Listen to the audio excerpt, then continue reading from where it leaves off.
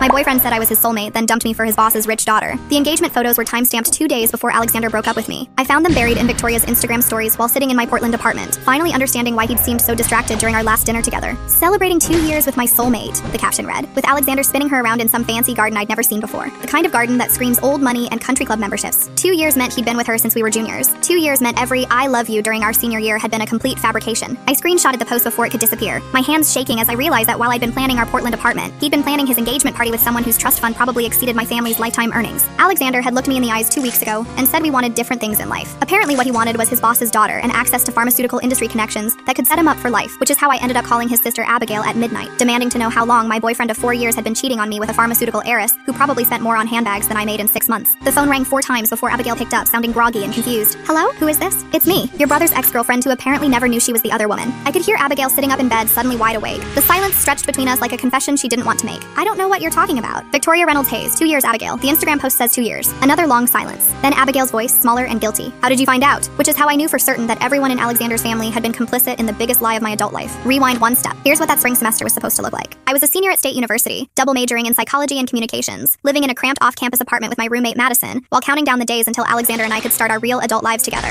We'd been dating since freshman orientation, 4 years of late-night study sessions and shared dreams about the future we were building together. Our apartment was barely 500 square feet with a kitchen so small only one person could cook at a time, but it felt like home because Alexander was there constantly. He'd leave his textbooks stacked on our coffee table, his favorite sweatshirt draped over our couch, his toothbrush next to mine in the tiny bathroom. Madison used to joke that we were practically married already, the way we moved around each other in that cramped space. Alexander was everything I thought I wanted in a life partner. Pre-med track with a 3.9 GPA, incredibly driven about his career goals, and he had this way of making me feel like I was the most fascinating person on earth when he looked at me. We'd spend hours talking about our future plans, mapping out the next 5 years with the confidence of people who'd never experienced real disappointment. We had this routine every Sunday morning where we'd walk to the campus coffee shop and coordinate our schedules. Alexander would pull out his planner, I'd have my phone calendar open, and we'd sync everything from study sessions to date nights to family visits. The coffee shop knew us by name and would start making our usual orders when we walked in. Large dark roast for Alexander, medium vanilla latte for me, and we'd split a blueberry muffin while planning our week. Those Sunday mornings felt like practice for our future together. Alexander would always end these sessions saying something cheesy like, I can't wait to do this in our Portland apartment, or next year we'll be planning our real adult life together. I'd applied for a position at a youth advocacy nonprofit in Portland, and Alexander was planning to take a gap year before applying to medical schools on the West Coast. We'd researched neighborhoods, calculated cost of living, even started a shared savings account for our security deposit. The plan was simple: move across the country together, build careers we cared about, get engaged within a few years. The only detail that should have bothered me earlier was how secretive Alexander had become about his pharmaceutical internship that spring semester. He'd landed this position at Reynolds Pharmaceuticals through his academic advisor, or at least that's what he'd told me. Great pay for an internship, flexible hours that worked with his class schedule, and he claimed it would look incredible on his medical school applications. But whenever I asked about his day at the internship or tried to learn more about his boss and coworkers, he'd give these vague, evasive answers and quickly change the subject to something else. Before the internship, Alexander used to tell me everything about his classes, professors, even mundane details from his campus bookstore job. He'd share stories about difficult customers or funny conversations with coworkers, but with the pharmaceutical internship, everything became fine or busy or the usual. When I'd ask what projects he was working on or who he ate lunch with, he'd give generic answers that sounded rehearsed. I figured he was just being professional and discreet about confidential pharmaceutical research. Medical companies have strict policies about intellectual property, so it made sense that he couldn't discuss specific projects or share internal gossip about coworkers. At first, I brushed off Alexander working longer hours. Medical internships are demanding. Then he started canceling weekend plans more frequently. Saturday study dates became rare. Our Thursday night dinners at the campus diner turned into quick texts about being swamped with work. Our Sunday planning sessions became afternoon catch-ups, then evening check-ins, then nothing at all. When I brought up missing our routine, Alexander said we needed flexibility now that he had real-world responsibilities. I'm doing this for us, he'd say when I mentioned how little time we spent together. This internship could change everything for our future. I believed him because I wanted to support his ambitions. Because when someone you love tells you they're building a foundation for your shared future, you trust that they're being honest about their motivations and methods. The changes in Alexander's behavior were subtle at first, easy to rationalize as normal responses to increased academic and professional pressure. He'd check his phone constantly during our conversations, something he'd never done before in 4 years of dating. He'd receive text messages at weird hours, 10 p.m., 11 p.m., sometimes even later, and would immediately step away to respond privately, instead of just typing a quick reply while we continued talking. He started showering immediately when he came home from the internship, which seemed odd for an office job, but maybe pharmaceutical labs had specific hygiene requirements or chemical exposure protocols. Maybe I was overreacting to normal senior year stress until I noticed he'd stopped talking about Portland entirely. Every time I brought up apartment hunting or our timeline for moving after graduation, he'd get this distant, uncomfortable expression and mutter something vague about keeping options open and not making premature decisions. When I'd show him cute rental listings I'd found online or articles about Portland neighborhoods that seemed perfect for young professionals, he'd barely glance at his phone screen before saying we should wait until after graduation to make any concrete plans. This was completely different from his previous enthusiasm. During junior year, Alexander had researched Portland neighborhoods with me, made spreadsheets comparing job markets, talked about which coffee shops we'd make our regular spots. The sudden disinterest in Portland planning felt like a fundamental shift in his priorities and commitment to our relationship, but I couldn't understand what had changed or why he'd lost enthusiasm for plans we'd been making together for over a year. The first red flag I couldn't ignore happened 3 weeks before graduation. I was at Alexander's apartment, lying on his couch reading for finals while he worked on his laptop at the kitchen table. His phone had been buzzing with text messages messages all evening, and I could see him getting increasingly tense and distracted with each notification. Everything okay? I asked, looking up from my textbook. You seem stressed about something. Just work stuff, he said, but he closed his laptop abruptly and moved to the kitchen island, angling his phone away from me so I couldn't see the screen even if I wanted to. I heard him typing back rapidly, his fingers moving across the keyboard with the urgency of someone having an important conversation that couldn't wait until morning. Then his phone started ringing. He looked at the caller ID, then at me, then back at the phone. His whole demeanor changed instantly. He looked guilty and caught off guard, like a kid who'd been found sneaking cookies before dinner. I need to take this, he said, walking quickly into his bedroom and closing the door behind him with more force than necessary. I couldn't make out specific words through the thin apartment walls, but I could hear his tone change completely. Softer, more intimate, with the kind of warmth and affection he used to reserve for conversations with me during our early dating years. It was the voice he'd used when he'd call me before bed during freshman year just to hear about my day, or when he'd leave me voicemails saying how much he missed me during winter break when we were apart for 3 weeks. When Alexander came back out 20 minutes later, he seemed rattled and on edge. He kept running his hands through his hair repeatedly, which was something he only did when he was genuinely anxious about something important. Who was that? I asked, trying to keep my voice casual and non-accusatory. My supervisor at the internship, Dr. Reynolds, had some questions about a project I'm working on, but Dr. Reynolds was a 60-year-old pharmaceutical executive, and Alexander had never spoken to any of his professors or supervisors with a tender, intimate tone I'd heard through his bedroom door. Plus, it was 8 o'clock on a Tuesday night. What kind of professional supervisor calls their intern at that hour for a casual conversation about work projects? Everyone said it wasn't a big deal when I mentioned my concerns to Madison and our friend group. College relationships go through rough patches during senior year when everyone's stressed about graduation and future plans, they assured me. You're just anxious about graduation, Madison told me while we were making dinner in our tiny kitchen. Senior year makes everyone paranoid about their relationships because there's so much uncertainty about what comes next. Our friend Maya agreed when I brought it up during study group. Remember how weird Jake got before he graduated last year? He kept picking fights with Stephanie about nothing because he was freaking out about starting his real career. Even my mom dismissed my concerns when I called her for advice.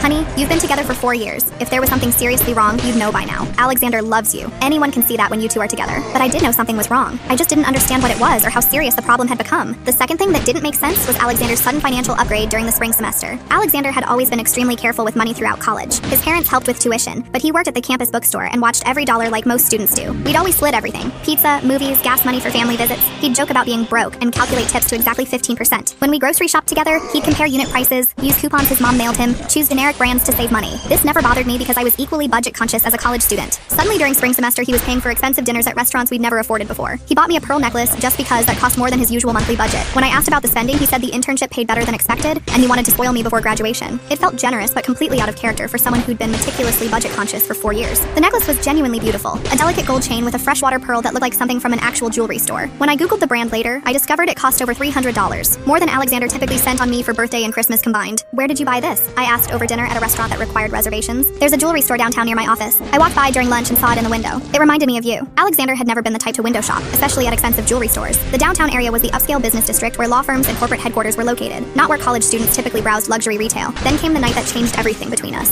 2 weeks before graduation, Alexander asked if we could have dinner at Romano's, this upscale Italian restaurant off campus that we'd only been to once before, for my 21st birthday the previous year. He seemed nervous and distracted throughout the meal, fidgeting with his cloth napkin and barely touching the expensive entree he'd ordered. The restaurant had white tablecloths, servers wearing actual uniforms instead of t-shirts, and menu prices that started at $30 for pasta dishes. It was the kind of place where they brought you complimentary bread with olive oil for dipping, and the wine list had options that cost more per bottle than most college students spent on groceries in a month. Alexander kept checking his watch and glancing toward the restaurant entrance like he was expecting someone to walk in and interrupt our dinner. When I asked if he was waiting for someone or if we needed to be somewhere else by a certain time, he said no, but he continued seeming distracted and preoccupied. I've been thinking a lot about what comes next for us, he started, and my heart jumped with excitement because I thought he was going to propose. We talked about marriage before, about wanting to be engaged by the time we were 25, about building a life together that would last decades. Instead, he told me he thought we should take a break from our relationship after graduation. I love you so much, he said, reaching across the white tablecloth to take my hand in both of his, but I think we might want different things in life now, and long-distance relationships are really difficult to maintain. I don't want us to end up resenting each other. I felt like I'd been physically punched in the stomach. The expensive restaurant suddenly felt suffocating, and I could barely catch my breath. What different things? We've been planning Portland together for over a year. I know, and I'm sorry for being confusing about our plans, but my internship has shown me new possibilities for my career. There might be opportunities here that I can't pass up. What opportunities? I can find a job here too. I don't have to take the Portland position. That's not fair to ask of you, he said, but he wouldn't look directly at me anymore. You should follow your dreams and take the nonprofit job you're excited about. The conversation went in circles for 2 hours. Alexander kept saying he loved me, but that timing was everything in relationships, and maybe we'd find our way back to each other someday when our careers were more established. He made it sound mature and selfless, like he was setting me free to pursue my professional goals without the complications of maintaining a long-distance relationship. We're so young, he said. Maybe we need to experience life separately before we can really commit to each other. But we'd been experiencing life together for 4 years. We'd grown up together, learned how to be adults together, figured out who we were as individuals and as a couple through shared experiences. I cried for 3 days straight after that dinner. Madison held me while I sobbed into my pillow, convinced I'd somehow failed the love of my life. That if I'd been more supportive of his internship or more understanding about his schedule, maybe he wouldn't have realized we weren't compatible. Maybe he's right, I kept saying through endless tears. Maybe I was holding him back from better opportunities. Maybe I was being selfish, expecting him to prioritize our relationship over career advancement. Don't you dare blame yourself, Madison said firmly. If Alexander wanted different things, he should have been honest months ago instead of stringing you along with Portland plans he never intended to follow through on. but I couldn't shake the feeling I'd missed something crucial. Some sign that Alexander was outgrowing our college relationship and needed freedom to pursue bigger opportunities than what we'd planned together. We still had 2 weeks of school left, but Alexander became a ghost on campus. He'd nod politely if we passed each other, but the warmth was entirely gone from his eyes. Like 4 years of intimate history had been erased overnight. I tried giving him space, thinking maybe he needed time to process his own feelings about ending our relationship, but when I saw him laughing with friends at the campus center, he looked completely fine. Relieved even, like ending things had lifted some burden. At graduation, I spotted him from across the ceremony field, but he was sitting with well-dressed strangers who looked like they belonged at country clubs rather than college graduations. Expensive suits and jewelry that screamed generational wealth. When I tried catching his eye during the ceremony, hoping we could at least acknowledge each other on this important day, he looked right through me like I was a complete stranger. I moved to Portland as planned and threw myself into my nonprofit job. The work was fulfilling, but I spent evenings wondering what I could have done differently to prevent Alexander from realizing we weren't compatible. Madison visited me twice that first summer, and both times she found me stalking Alexander's social media profiles, looking desperately for clues about what career opportunities had been more important than our 4-year relationship. His Instagram had gone completely dark after graduation. No posts, no stories, nothing. His Facebook was equally silent, which was particularly strange because Alexander had always been active on social media throughout college. During our relationship, he'd posted photos of us constantly, study dates at the library, weekend trips to visit each other's families, random moments he thought were cute or funny or worth documenting. His social media had been like a digital scrapbook of our relationship, chronicling our growth from nervous freshmen to confident seniors ready to take on the world together. The sudden complete silence felt deliberate and suspicious, like he was intentionally hiding aspects of his new life that he didn't want me or our mutual college friends to discover. All I wanted was closure, and some understanding of why our relationship had ended so abruptly. Somehow that reasonable desire for answers turned into an obsessive investigation that consumed months of my mental energy. The first piece of concrete evidence was small but impossible to ignore. 3 months after graduation, I was scrolling through LinkedIn during my lunch break at the nonprofit when I saw that Alexander had updated his professional profile. He was now listed as Medical Research Associate at Reynolds Pharmaceuticals, which wasn't necessarily surprising since lots of successful interns get hired full-time. The detail that made me pause was that his profile stated he'd been in that position since January of our senior year. January was when Alexander had still been enthusiastically discussing medical school applications with me. January was when he was supposedly just a part-time intern learning about the pharmaceutical industry, but according to his professional profile, he'd been a full-time employee with a permanent position the entire spring semester. I screenshot the LinkedIn profile and sent it to Madison with a question mark emoji, not sure what to make of the discrepancy. Maybe he just backdated his start date for resume purposes? She texted back. People do that sometimes to make their career progression look more linear. Maybe that explanation made sense. But why would someone lie to their girlfriend of 4 years about being an intern when they were actually a full-time employee with a permanent position? And why keep that professional advancement secret from someone you were supposedly planning a future with? I started thinking back to all the conversations Alexander and I had had about his internship during the spring semester, how he'd always been vague about his specific responsibilities, how he'd seemed to have more scheduling flexibility than most interns typically get, how he'd been able to afford expensive dinners and gifts on what should have been an intern's limited salary. The timeline discrepancies were starting to paint a picture that made me uncomfortable, but I wasn't ready to jump to conclusions about what they might mean. The second piece of evidence made denial much more difficult to maintain. I was home visiting my parents for Labor Day weekend when I ran into Alexander's younger sister Abigail at our local grocery store. We'd always gotten along well during the years I'd been dating her brother, and seeing her felt like a bittersweet punch of nostalgia. "Oh my goodness, how are you doing?" she said, seeming genuinely happy and surprised to see me. "I was so shocked when Alexander told our family about you guys breaking up. We all thought you two were going to get married after graduation." We chatted for a few minutes about my new job in Portland and how I was adjusting to life in a different city. Abigail told me she was working as a teacher's aide while taking graduate school prerequisite courses, and I told her about the nonprofit work I was doing with at-risk teenagers. Then she mentioned something that made my blood freeze in my veins. "At least Alexander seems really happy with his new position at the company. Mom was so worried about him taking such a big step right out of college, but Daddy's company has been really good to our whole family over the years." "Daddy's company?" I asked, trying to keep my voice neutral. "Yeah, Reynolds Pharmaceuticals. Daddy's been working there for like 15 years now. That's actually how Alexander was able to get his foot in the door in the first place." I tried to maintain a normal expression, but my mind was racing with new information that completely contradicted everything Alexander had told me about his internship and job prospects. Alexander had never mentioned that his father worked at Reynolds Pharmaceuticals. He'd made it sound like he'd gotten the internship purely through academic merit and his advisor's professional connections, not through family nepotism. "That's really great," I managed to say. "It's always nice when families can help each other out with career opportunities." "Well, you know how it is in the professional world. Sometimes it's not what you know, it's who you know," Abigail said with a laugh. "Plus, Dr. Reynolds' daughter seems to really like Alexander, so Mom thinks that might help his long-term career prospects at the company too." She said it so casually, like it was common family knowledge that everyone had been discussing. Like everyone knew that Alexander was developing some kind of relationship with his boss's daughter. Everyone except his girlfriend of 4 years, apparently. "Dr. Reynolds' daughter?" I asked, trying to sound mildly curious instead of increasingly panicked. "Victoria. She's really sweet, and she's been showing Alexander the ropes at the company since he started there full-time. Mom met her at the company picnic back in June and just gushed about how lovely and accomplished she was." June. Alexander and I had broken up in mid-May, which meant he'd been bringing someone new to family events within just a few weeks of ending our 4-year relationship. After Abigail walked away to continue her grocery shopping, I sat in my car in the parking lot for almost 30 minutes, trying to piece together the implications of what I'd just learned. Alexander's father worked at Reynolds Pharmaceuticals and had helped him get hired. Alexander had lied to me about how he'd obtained the position, claiming it was based on merit rather than family connections. And the CEO's daughter apparently really liked Alexander and had already been introduced to his family as someone significant in his life. None of this necessarily constituted cheating or betrayal, but it definitely represented major lies by omission, the kind of deception that reframes everything you thought you understood about your relationship and your partner's honesty. I called Madison from the grocery store parking lot, barely able to get the words out coherently. "His dad works at the pharmaceutical company," I said. "Alexander got the job because his father works there, not because of his grades or his advisor's recommendation. And there's apparently some woman, the boss's daughter, who likes him and has already met his family." "Okay, slow down and take a deep breath," Madison said. "That doesn't necessarily mean anything romantic was happening. Maybe his dad had just helped him get an interview, and maybe this Victoria person is just a colleague who's being friendly. Madison, he lied to me about how he got the position. That's a pretty significant thing to be dishonest about. And Abigail made it sound like this Victoria woman has been involved with Alexander for a while, not just recently. Did Abigail actually say they were dating, or are you reading romantic implications into what might just be a professional mentorship situation? She said Victoria really likes Alexander, and that it might help his career prospects. And she mentioned that his mom met Victoria at a company event in June, which was only a few weeks after he broke up with me. Maybe they're just friends, or maybe his family is reading more into a professional relationship than what's actually there. But even Madison sounded less convinced than usual, like she was starting to see that the timeline and circumstances were genuinely suspicious rather than products of my post-breakup paranoia. The third piece of evidence eliminated any remaining doubt I had about what had really happened during our senior year. When I returned to Portland from visiting my parents, I couldn't let go of my questions about Alexander's new life and career trajectory. I started researching Reynolds Pharmaceuticals online, trying to understand what kind of company he was working for, and what Dr. Reynolds' family situation looked like. Dr. Richard Reynolds was the founder and CEO of a mid-sized pharmaceutical company specializing in pediatric medications. The company website had an entire section dedicated to their commitment to family values and community involvement, featuring photos of Dr. Reynolds, his wife, and their daughter at various corporate events and charity galas. The daughter's name was Victoria Reynolds Hayes. She was 26 years old, had an MBA from Northwestern University, and worked as the company's director of strategic development. She was also absolutely stunning, with the kind of polished, sophisticated appearance that screamed generational wealth and elite education. Her LinkedIn profile was impressively comprehensive in a way that made my nonprofit job feel small and insignificant by comparison. She'd completed internships at Fortune 500 companies, had glowing recommendations from executives I'd actually heard of, and belonged to professional organizations that probably cost more to join than I made in several months. But what made me feel physically ill was discovering a photo from a company retreat that had taken place in March of our senior year. It was a group shot of all the Reynolds Pharmaceuticals employees at some luxury resort, probably costing more per night than most people spend on rent. I had to zoom in and scroll through several different versions of the photo before I found Alexander. But there he was, standing directly behind Victoria Reynolds Hayes with his hands resting on her shoulders. The photo was dated March 15th. Alexander and I had definitely been together in March. I'd spent that entire weekend at his apartment because I'd had a terrible stomach bug, and he'd taken care of me, bringing me soup and ginger ale while I recovered on his couch. A week after that caring, intimate weekend together, he was at company retreats with his hands on another woman's shoulders in ways that were unmistakably romantic and intimate rather than casually professional. The body language in the photo was impossible to misinterpret. The way Alexander was leaning into Victoria, the way she was tilting her head back toward him, the comfortable familiarity of their physical positioning. This wasn't the posture of colleagues or casual acquaintances. I screenshot the photo and spent the next several hours going through every company event photo I could find on Reynolds Pharmaceuticals website and social media accounts. Alexander appeared in multiple photos throughout the spring semester, always positioned near Victoria, always looking relaxed and comfortable in ways that suggested their relationship wasn't new or developing. In one photo from a charity gala in February, Alexander and Victoria were dancing together, her hand on his shoulder, both of them smiling at something off camera. In another photo from the company's holiday party, they were standing close together by the bar, both laughing and holding cocktails. The holiday party photo was dated December 15th. Alexander and I had been very much together in December. In fact, that specific weekend I'd been home with my family for winter break, and Alexander had said he was staying on campus to work on medical school applications and study for upcoming finals. Apparently, he'd been attending holiday parties with his future girlfriend, instead of doing any of the academic work he'd claimed was keeping him busy. That's when the social blowback started from people I trusted to support me. I called Madison, barely able to speak through my tears as I tried to explain what I'd discovered about Abigail, Dr. Reynolds' daughter, and the company photos that proved Alexander had been in an intimate relationship throughout our senior year. I think he was cheating on me for months, I said. I think he was planning his future with her while still pretending to plan Portland with me. Honey, you don't know that for certain, Madison said, but her tone had changed significantly. She sounded less dismissive than before, more willing to consider that my concerns might be legitimate. Maybe they're just close friends. Maybe the photos look more intimate than the relationship actually was. You don't put your hands on a friend's shoulders like that at work retreats. You don't dance with colleagues at charity galas when you have a serious girlfriend at home. These photos show obvious romantic intimacy. Okay, but even if something was going on between them, it's over now regardless. You guys broke up months ago. Maybe it's time to focus on moving forward instead of digging deeper into Alexander's personal life. But I couldn't move forward when I felt like my entire senior year had been an elaborate performance, designed to hide the fact that my boyfriend was building a future with someone else, when the person I trusted most in the world had been systematically lying to me about the most fundamental aspects of his life and priorities. People I'd counted on for emotional support started treating me like I was being irrational and obsessive about a college relationship that had run its natural course. Madison thought I was making romantic connections that weren't necessarily there because I was hurt and jealous about Alexander moving on with someone who was obviously wealthier and more professionally accomplished than I was. My mom was even worse when I tried to explain the timeline discrepancies and photographic evidence I'd uncovered. You need to accept that Alexander has moved on with his life. Calling his new relationship cheating isn't going to change anything, and it's not going to help you heal from the breakup. I'm not trying to get him back. I'm trying to understand what actually happened to me during our senior year. What happened is that you had a college relationship that ran its natural course. That's completely normal and healthy. Mom, he was dancing with her at company parties in December while still making Portland plans with me in January. He was at work retreats with her in March while I was taking care of him during his stomach flu. You don't know that those photos mean what you think they mean. You're reading romantic implications into workplace interactions because you're hurt about the breakup. No one wanted to believe that Alexander had been systematically lying and potentially cheating throughout our senior year. It was much easier to characterize me as a bitter ex-girlfriend who couldn't accept that her college boyfriend had found someone new and better. But I knew what I'd seen in those photos, and I knew the timeline didn't add up to innocent workplace friendships and coincidental career opportunities. My friends in Portland tried to be supportive, but they didn't really understand the situation because they'd never met Alexander, didn't know our relationship history, and couldn't grasp why I was so focused on proving my ex had been dishonest. Even if Alexander was cheating, my friend Jordan said during drinks one evening, what difference does it make now? You're better off without him either way. It makes a difference to me, I said. It makes a difference to know whether I was completely delusional for 4 years or whether my instincts about something being wrong were actually correct. Now it wasn't just about heartbreak and disappointment. It was about my sanity and my ability to trust my own own judgment in future relationships. I started questioning everything about our 4 years together. Had any of Alexander's affection and future planning been genuine? When he told me he loved me, was he mentally comparing me to Victoria? When we made Portland plans, did he already know he was never going to follow through because he'd committed his future to someone else? The worst part was wondering whether Victoria had known about me throughout their relationship, whether she'd known she was involved with someone who had a serious girlfriend, or whether Alexander had lied to her about his relationship status, the same way he'd lied to me about everything else. I couldn't eat properly or sleep through the night. My work performance started suffering because I was constantly distracted and emotionally exhausted. The new city that was supposed to represent my independence and professional growth felt lonely and hollow. I was spending hundreds of dollars on therapy sessions trying to understand why I felt so fundamentally broken when everyone kept insisting this was just normal breakup pain that would fade with time. But I wasn't mourning the end of our relationship. I was mourning the realization that 4 years of my life had been built on systematic deception and manipulation. The panic attacks started around this time. Real medical panic attacks where I couldn't breathe properly, and my vision would go blurry, and I was convinced something was seriously wrong with my physical health. They always happened when I was alone, usually late at night when my brain wouldn't stop spinning through everything I'd discovered and all the lies I'd apparently been told. The attacks terrified me more than the heartbreak did. I'd never experienced anxiety like that before in my life, but when you discover that someone you trusted completely was living an elaborate double life, it fundamentally damages your ability to trust your own perceptions and judgment. If I'd been that completely wrong about Alexander after 4 years of intimate daily contact, what else was I wrong about? How could I ever trust another romantic partner when I'd been so thoroughly fooled by someone I'd known since we were 18 years old? That's when I decided I needed to know the complete truth about what had happened, regardless of what it might cost me emotionally or socially. After that, everything shifted when I found the one piece of evidence I wasn't supposed to see. I'd been carefully avoiding Alexander's social media and trying not to obsess over his new life, but my college friend Brittany kept sending me occasional updates about what was happening with our mutual friends and acquaintances. She didn't intend to torture me with information. She thought I should know what was going on so I wouldn't be blindsided if someone else mentioned Alexander's developments. One evening in late fall, Brittany called me with news that made everything click into place with horrible clarity. I probably shouldn't tell you this, she said, but I thought you should hear it from a friend instead of finding out accidentally through social media. Alexander is engaged. The words hit me like a physical blow to my chest. What did you say? Abigail posted an announcement on Facebook earlier today. She's really excited about getting a new sister-in-law. Apparently the engagement party is happening next weekend. I felt like the entire world had shifted sideways. Who is he engaged to? Someone named Victoria. She looks like she stepped out of a fashion magazine or something. Very sophisticated and expensive looking. Brittany sent me screenshots of Abigail's Facebook announcement a few minutes later. There was Alexander, looking happier and more content than I'd ever seen him in 4 years of dating, with his arm around a woman who looked like she belonged in luxury lifestyle magazines. The caption read, "So excited to welcome Victoria to our family. Alexander picked an amazing woman and I can't wait for the engagement party next weekend." The post had dozens of comments from family, friends, and relatives, all congratulating Alexander and commenting on what a beautiful, perfect couple he and Victoria made together. But what absolutely destroyed me emotionally was finding Victoria's own Instagram post about their engagement announcement. I'd been avoiding her social media profiles for months, but Brittany's screenshots led me directly to her account, and what I discovered there made me sit on my bathroom floor crying until I physically couldn't produce any more tears. Celebrating 2 years with my best friend and soulmate. Can't wait to spend forever with you, Em. Here's to the next chapter of our beautiful love story. 2 years. Alexander and I had broken up only 6 months earlier. If Victoria was publicly celebrating 2 years with him, that meant their relationship had started during the fall semester of our junior year, more than a year before Alexander broke up with me. 2 years meant that everything about our entire senior year had been an elaborate performance designed to hide the fact that Alexander was building his real future with someone else. 2 years meant that when Alexander was telling me I was his soulmate and his person, he was probably using the exact same language with Victoria behind my back. 2 years meant that our Portland plans had never been genuine, because Alexander had already committed his post-graduation life to a woman whose father could guarantee his career success in ways I never could. 2 years meant that while I'd been stressing about our relationship and wondering why Alexander seemed distant and distracted, he'd been actively planning a completely different life with another woman. But 2 years also meant that Victoria might not have known about me either during most of their relationship. If she genuinely believed they'd been together for 2 years, and Alexander had told me we were together until May, then either Victoria was lying about their timeline,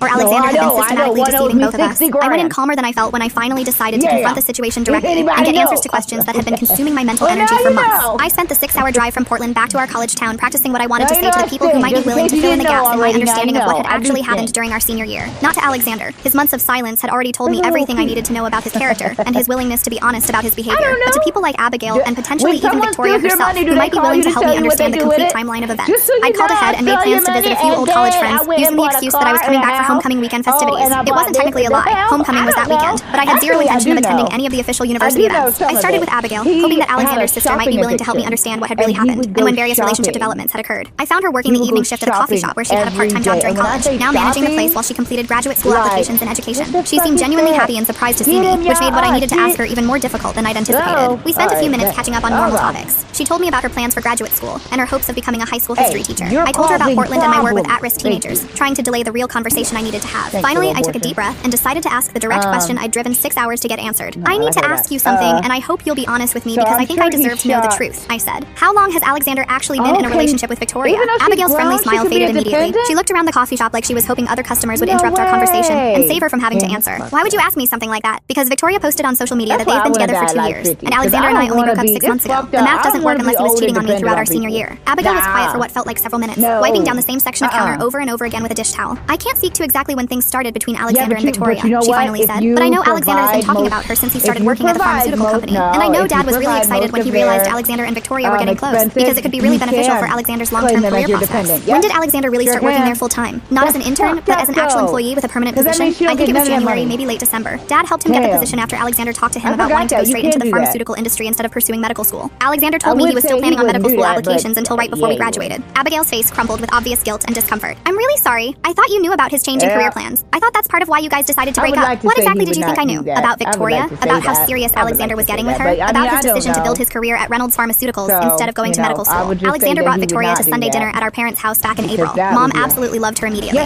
She kept talking about what a positive influence Victoria was on Alexander, how she was helping him think more strategically about his professional future. April. Alexander had been bringing Victoria to family dinners in April while still enthusiastically making Portland plans with me and talking about our shared future. Did your parents know Alexander and I were still together when he started bringing Victoria to family events? Abigail looked absolutely miserable. I think they assumed you guys had broken up when Alexander started bringing Victoria around to family gatherings. When I mentioned you once during dinner, Mom said something about how it was good that Alexander was moving on from his college girlfriend and focusing on more mature relationship goals. It was the closest thing to a direct confession about the timeline that I was going to get from anyone in Alexander's family. But I needed to hear the truth from someone who had been directly involved in the situation, rather than just observing it from the outside. I led with the simplest, most direct truth when I finally managed to track down Victoria Reynolds Hayes herself. I'd found her Instagram handle through her company bio on the Reynolds Pharmaceuticals website, and she'd posted about having coffee at a trendy downtown place that Saturday morning. Based on her aesthetic preferences and the background visible in her photos, it wasn't difficult to figure out which specific trendy coffee place she was likely to choose. I spotted her immediately when I walked into the cafe. She was even more stunning in person than in her professional photos, with the kind of effortless elegance and sophisticated style that comes from never having to worry about money or wonder whether you can afford the things you want. She was sitting alone at a corner table, scrolling through her phone with a large iced coffee and an expensive-looking pastry she hadn't touched yet. Everything about Victoria screamed wealth, education, and social connections. Her handbag probably cost more than I made in 2 or 3 months at the nonprofit. Her jewelry was delicate and clearly expensive. Even her casual weekend outfit looked like it came from boutique stores rather than department stores or online retailers. I walked over to her table, my heart pounding so loudly I was convinced she could hear it from several feet away. Victoria, I'm sorry to bother you, but I'm Brooke, Alexander's ex-girlfriend. I was wondering if we could talk for just a few minutes. She looked up at me with perfectly applied makeup and an expression I couldn't immediately read. I know who you are, she said quietly. That response stopped me completely in my tracks. You do? Alexander told me about you. He mentioned that you two had dated during college. I sat down in the chair across from her without waiting for an invitation. Did he tell you we dated until this past May? That we were together for 4 years and were planning to move in together after graduation? Victoria's face went visibly pale. She set down her coffee cup and stared directly at me. He told me you guys had broken up during junior year, she said, her voice barely above a whisper. He said it was amicable but that you'd stayed friends after the breakup. He also said you were dating someone new and seemed really happy. I pulled out my phone and showed her some of the screenshots I'd saved over the past few months. Photos of Alexander and me together from spring semester, including one from March where we were clearly together as a happy couple at a friend's birthday party. This was taken a week before that company retreat where you and Alexander looked pretty romantic together in the group photo I found on your website. Victoria stared at the photos on my phone screen for a long time. When she finally looked back up at me, there were genuine tears in her eyes. I would never have gotten involved with Alexander if I'd known he was still in a serious relationship with someone else. My parents raised me to have better moral standards than that. How long have you and Alexander actually been together? We started talking casually in January when he joined the company as a full-time employee. We went on our first official date in February, but Alexander told me he'd been single for over a year and was ready to start building something serious with the right person. Alexander and I were together until May 15th. We had the official breakup conversation on May 15th, exactly 2 weeks before graduation. Victoria put her head in her hands. Oh my god, I helped him cheat on you for months. I had absolutely no idea. For the first time in many months, I felt like someone actually believed what I was telling them. Someone else could see that the timeline didn't make sense, that Alexander had been systematically lying to multiple people, and that my concerns weren't just jealousy or post-breakup paranoia. I'm not telling you this to try to ruin your engagement, I said. I just needed someone else to acknowledge that what happened to me was real, that I wasn't completely delusional for thinking something was wrong during our senior year. You definitely weren't delusional, Victoria said firmly, and I need to have a very serious conversation with my fiancé about honesty, respect, and the foundation of our relationship. We ended up talking for another hour and a half. Victoria filled in details about Alexander's career trajectory at Reynolds Pharmaceuticals, how her father had fast-tracked his promotion and given him access to opportunities that would normally take years to earn, and how Alexander had been discussing marriage and family planning almost from the very beginning of their relationship. Alexander was so charming and focused when we first started getting to know each other, Victoria said. He seemed different from the other men I dated, more genuine, more interested in building something substantial for the long term. He talked constantly about wanting to find the right person to build a real life with, about being ready to settle down and start planning for the future. She also told me something that made my stomach turn with a mixture of anger and vindication. Alexander talks about you sometimes, she said. He refers to you as his biggest regret from college. He says he wishes things could have ended differently between you two, but that ultimately you wanted different things from life and the relationship. He's still telling people that lie. Apparently so, even to me, and I'm supposed to be the person he's planning to marry. Victoria explained that Alexander had presented our breakup as completely mutual and inevitable, something that had happened after mature conversations about our incompatible life goals. He told her that we'd grown apart during senior year, that I'd become increasingly focused on my career ambitions while he'd realized he wanted different things from a long-term partner. He made you sound really ambitious and career-driven, Victoria said, like you were the one who prioritized professional success over relationship commitment. It was a masterful revision of history. Alexander had taken the actual truth, that he'd chosen his career advancement and financial security over our relationship, and completely flipped it to make me the villain in our story. That's not what happened at all, I said. I would have given up the Portland job offer to stay here with him. I would have supported whatever career path he chose, including pharmaceutical work instead of medical school. He's the one who chose his professional prospects over our relationship. Specifically, he chose your father's company. company and the opportunities that came with dating the CEO's daughter. Victoria looked genuinely sick to her stomach. Are you telling me he pursued a relationship with me primarily for career advancement? I think Alexander pursued you for multiple reasons, and I'm sure his feelings for you are genuine in their own way. But I don't think it's a coincidence that he fell in love with his boss's daughter right around the time he decided he didn't want to be a financially struggling medical student anymore. We sat in uncomfortable silence for a few minutes, both of us processing the implications of everything we'd learned and shared. I feel so incredibly stupid, Victoria finally said. I thought I was special to him. I thought he chose me because he genuinely loved who I am as a person. You are special, I said, and I meant it sincerely. And Alexander probably does love you in whatever way he's capable of loving someone. But he also clearly chose you because being with you comes with professional and financial benefits that being with me could never have provided. When I left the coffee shop, Victoria was making what sounded like a very tense phone call. I couldn't hear the specific words she was saying, but her tone was sharp and angry, and I got the impression she was confronting someone about serious lies they told her. I never found out exactly what happened between Victoria and Alexander immediately after our conversation, but I didn't really need those details to feel satisfied that I'd finally gotten the validation and answers I'd been seeking. It didn't look like TV justice with dramatic confrontations and perfect revenge, but here's what actually changed over the following weeks and months. 3 days after my conversation with Victoria, Alexander finally responded to multiple messages I'd sent him months earlier, asking for honest explanations about our relationship and breakup. It was a very long text message, full of apologies and partial explanations that didn't quite explain anything substantial. He said he'd been confused about what he wanted during our senior year, that he'd never intended to hurt me, and that the situation had gotten more complicated than he'd known how to handle at the time. He claimed that his feelings for Victoria had developed gradually and naturally, and that he'd broken up with me as soon as he realized he wasn't being emotionally fair to either of us.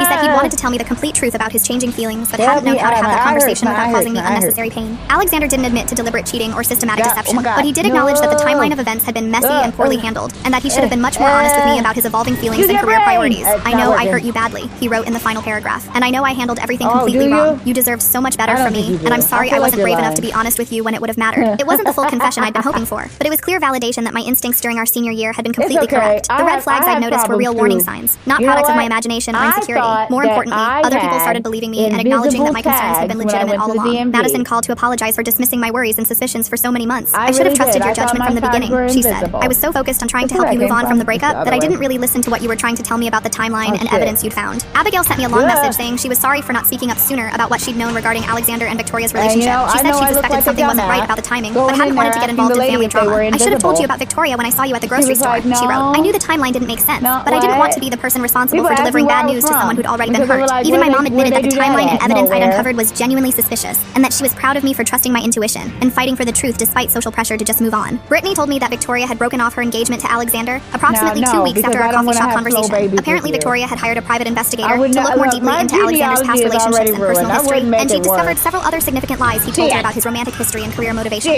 She wanted to make sure there weren't any other major surprises about Alexander's character before she committed to marrying him, Brittany explained during one of our phone conversations. Apparently, the investigator found enough additional red flags that she decided she couldn't trust him as a life partner. According to Abigail, Alexander was absolutely devastated by the end of his engagement. He'd lost both his fiancée and his fast-track career path at Reynolds Pharmaceuticals, since Dr. Reynolds had not taken kindly to learning that his future son-in-law had been systematically dishonest with his daughter. Reynolds Pharmaceuticals let Alexander go, Abigail told me during a phone call. Not officially because of the personal drama, but they found professional reasons to terminate his employment. Apparently, Victoria told her parents everything about what she'd learned, and they didn't want him associated with the family business anymore. Alexander has been calling me crying almost every day, Abigail continued. He keeps saying he made the biggest mistake of his entire life, that he threw away everything good and meaningful for something that wasn't even real. I wish I could say I felt sorry for Alexander and the consequences he was experiencing, but honestly I didn't. He made deliberate choices about how to treat people throughout our senior year, and consequences are just choices coming home to roost. The real victory for me wasn't that Alexander had gotten his comeuppance. It was that I'd finally gotten my sanity and self-confidence back after months of questioning my own memory and judgment. For the better part of a year, I'd been told by multiple people that I was being dramatic, jealous, and obsessive about a college relationship that had simply run its natural course. I'd started to believe that maybe I was making mountains out of molehills, that maybe I needed to just accept that college relationships end and focus on moving forward with my adult life. But I'd been absolutely right all along about everything. My relationship had ended because of systematic lies and emotional betrayal, not because Alexander and I had naturally grown apart or developed incompatible life goals. The red flags I'd noticed throughout our senior year were genuine warning signs, not paranoid fantasies created by my insecurity. That validation changed everything about how I felt about myself and my ability to trust my own perceptions. I stopped having panic attacks for the first time in months. I stopped questioning every decision I'd made during our 4-year relationship. I stopped wondering whether I'd somehow driven Alexander away or failed to be the kind of girlfriend he needed and deserved. Instead, I started channeling my emotional energy in much more productive directions. I threw myself into my work at the nonprofit with renewed focus and passion. I started developing new program initiatives for teenagers dealing with family dysfunction and emotional manipulation, drawing from my own recent experience with gaslighting and psychological manipulation. It felt deeply meaningful to help young people recognize unhealthy relationship patterns and develop stronger personal boundaries with family members and romantic partners, teaching them that their feelings and perceptions were valid, that they should trust their instincts when something felt wrong, even when adults around them were insisting everything was fine. I also started attending therapy specifically focused on trust issues and healthy boundary setting in relationships, not because I was fundamentally broken by what Alexander had done, but because I wanted to make sure I never ignored obvious red flags again in future romantic relationships. Here's how my life looks now, 3 years after everything happened. I'm still living in Portland, but I've been promoted twice at the nonprofit, and I'm now the director of our youth advocacy program. I genuinely love my job, my coworkers, and the city I get to call home. The program I developed for teenagers dealing with emotional manipulation and family dysfunction has helped over 200 young people recognize unhealthy relationship patterns and develop stronger personal boundaries. It's become a model that other organizations across the country have adopted and adapted for their own communities. I've been in a relationship with someone new for over a year now, a social worker named Aaron who's refreshingly honest about everything, even completely boring details of his daily life. He tells me about his day at work without me having to ask probing questions, introduces me to his colleagues and friends from the very beginning, and includes me in his future planning from the start of our relationship. Our relationship feels completely different from what I experienced with Alexander. And not just because Aaron isn't systematically lying to me about major aspects of his life. It's different because I trust my own instincts now. I know what red flags look like, and I know that my gut feelings about people and situations are worth paying attention to. Aaron knows the complete story about Alexander and Victoria and everything I went through to discover the truth. I told him everything on our third date because I wanted him to understand why I might sometimes seem hyper-vigilant about honesty and communication in relationships. Instead of being scared away by my baggage, Aaron appreciated my directness and made it clear that transparency and open communication were equally important to him. I never want you to wonder what I'm thinking or what I'm doing, he told me early in our relationship. That's not love, that's anxiety, and you deserve better than that. I don't obsess over Alexander's social media anymore, or seek out information about his current life, but Brittany occasionally gives me updates about the family drama and long-term consequences he's still dealing with. Apparently Alexander is working at a different pharmaceutical company now, for significantly less money and with much fewer advancement opportunities than what he'd had at Reynolds Pharmaceuticals. According to Abigail, he's been dating someone new but having serious trust and commitment issues that are affecting his ability to build healthy relationships. Alexander keeps talking about how hard it is to find someone genuine and trustworthy. Abigail told me during one of our occasional phone conversations, it's like he doesn't realize that he's the one who created trust problems in his romantic relationships through his own dishonesty. Victoria, meanwhile, got engaged to someone else, a lawyer she'd known from her Northwestern MBA program, who her family apparently adores. From what I can tell through our mutual social media connections, she learned important lessons from her experience with Alexander and made sure to thoroughly investigate her new partner's background and relationship history before making any long-term commitments. I'm genuinely happy for Victoria and glad she found someone who deserves her trust and commitment. She got manipulated and deceived just like I did, and she deserves a partner who won't lie to her about fundamental facts of their relationship. Victoria actually reached out to me about a year after everything happened, sending me a thoughtful message apologizing again for her unknowing role in Alexander's deception and thanking me for having the courage to tell her the truth about the timeline. I learned so much about myself from that whole experience, she wrote. About the importance of asking direct questions instead of just accepting someone's version of their past. About doing my own research instead of just taking someone's word about their history. I think you might have saved me from making the biggest mistake of my life. We're not close friends, that would be too weird given our shared history, but we follow each other on social media and occasionally like each other's posts. It's a strange kind of solidarity, but it works for both of us. As for me, I've learned that sometimes the most important thing you can do for yourself is trust your own perceptions when everyone around you is telling you to let things go. The people who encouraged me to move on and stop being dramatic about Alexander's behavior weren't necessarily trying to hurt me. They were probably trying to protect me from additional pain. Or maybe they were just uncomfortable with the messiness of betrayal and deception. But sometimes the only way to get through emotional pain is to go straight through it, rather than around it. Sometimes you have to be willing to look obsessive or bitter or crazy in order to fight for the truth about what happened to you. And sometimes the truth is exactly what you suspected all along, even when everyone around you is insisting you're wrong and should just move on. I still work with teenagers who are dealing with gaslighting and emotional manipulation in their family relationships and romantic situations. One of the very first things I tell them is that their feelings and perceptions matter, that they should trust their instincts when something feels wrong, even if the adults around them are saying everything is perfectly fine. Trust your gut instincts, I tell them regularly. They're usually right, even when your brain is trying to rationalize away the red flags because you want to believe the best about people you care about. I wish someone had told me that during my senior year of college. I wish I'd trusted my instincts about Alexander's increasing secretiveness instead of making excuses for behavior that I knew didn't feel right. But I also know that I had to go through that entire experience to become the person I am today. Someone who values honesty over comfort, who asks direct questions even when they're uncomfortable, who won't ignore red flags just because it's easier than confronting difficult truths about people I care about. Alexander taught me what love isn't supposed to look like. Aaron is teaching me what healthy love actually looks like in practice. And Victoria taught me that sometimes the person you initially think is your enemy is actually just another victim of the same lies and manipulation. The most surprising thing about this whole experience is that I'm genuinely grateful for it now. Not grateful that it happened, because it was genuinely painful and traumatic, but grateful for what it taught me about myself, about relationships, and about the importance of fighting for truth even when it's inconvenient. I know how to recognize emotional manipulation now. I know the difference between someone who's genuinely busy with work responsibilities and someone who's hiding important aspects of their life. I know that healthy relationships require transparency and honesty, not just passion and chemistry. Most importantly, I know that I'm the kind of person who will fight for the truth about what happened to me, even when it's painful and even when everyone around me is telling me to let things go and move on. He told me I wasn't the kind of person worth being completely honest with. Turns out I'm exactly the kind of person worth fighting for the truth. Thanks for watching. Don't forget to subscribe, like, and drop your favorite part in the comments. See you in the next one.